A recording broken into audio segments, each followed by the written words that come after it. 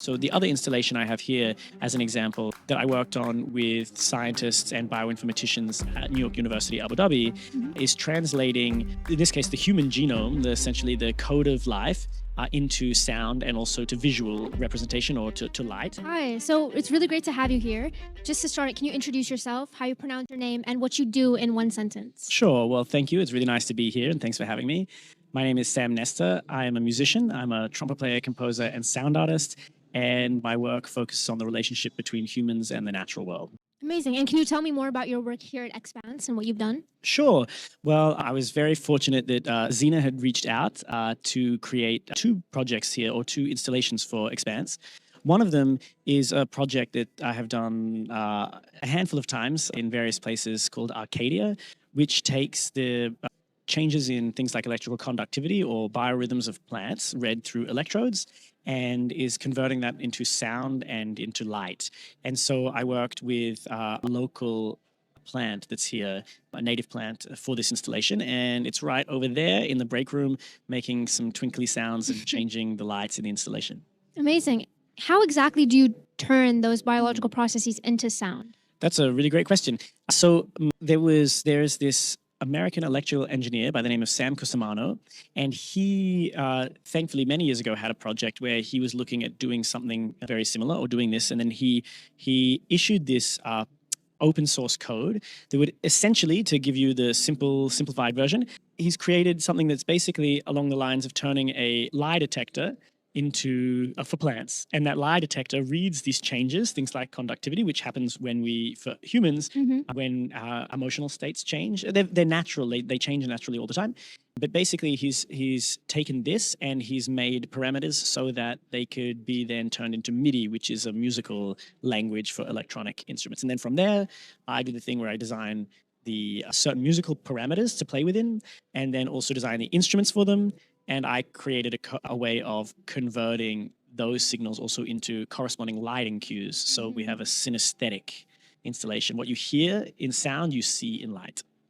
So there's not just one art form, but multiple. Yeah, now I think so, yeah. Interesting. Well, what role do you think art plays at events like this? Maybe is it to educate people or to give some sort of emotional experience? You know, I think art plays a really big role in an event like this, and in various ways. I think one of the ways certainly can have the potential to educate, and I think it can also highlight certain questions or ideas that maybe aren't always on the forefront of the way people are thinking. But in this kind of event, which is a lot to do with technology and to do with the future, but also to do with science. Science is a big portion of this when it comes to technology. I think that's where art gets to play a way to highlight certain aspects or ask additional questions alongside science and alongside research and alongside technology. So the other installation I have here as an example that I worked on with scientists and bioinformaticians at New York University, Abu Dhabi, is translating, in this case, the human genome, essentially the code of life, into sound and also to visual representation or to light, taking things called repetitive elements, these parts of the genome that repeat and cut into our genome. And so we essentially created a project that allows us, in the way you say educate or let's say looking at something in a different way, perhaps, is a way art plays a big role here, where this project was the way of thinking about what critical information we could store in sound and what we could understand in musical patterns, and also a way of thinking about or opening our ears to a new way of experiencing biological data. And so I think projects like that have, in a place like this where people are sharing lots of new ideas and they're looking to make connections and collaborations,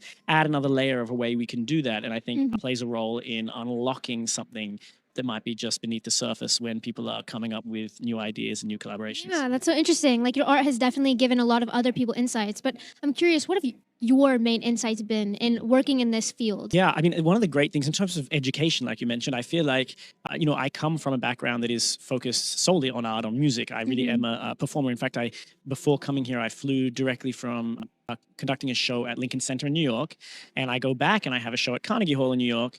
And getting to work with specialists and brilliant minds in science has opened my own mind to newer and larger concepts, and to also think about my role in that, because my interests mostly in the creation of work happen to do with natural systems or our relationship to the natural world, getting closer to scientists whose research focuses on those things has really enlightened me to so many things that are happening in that field.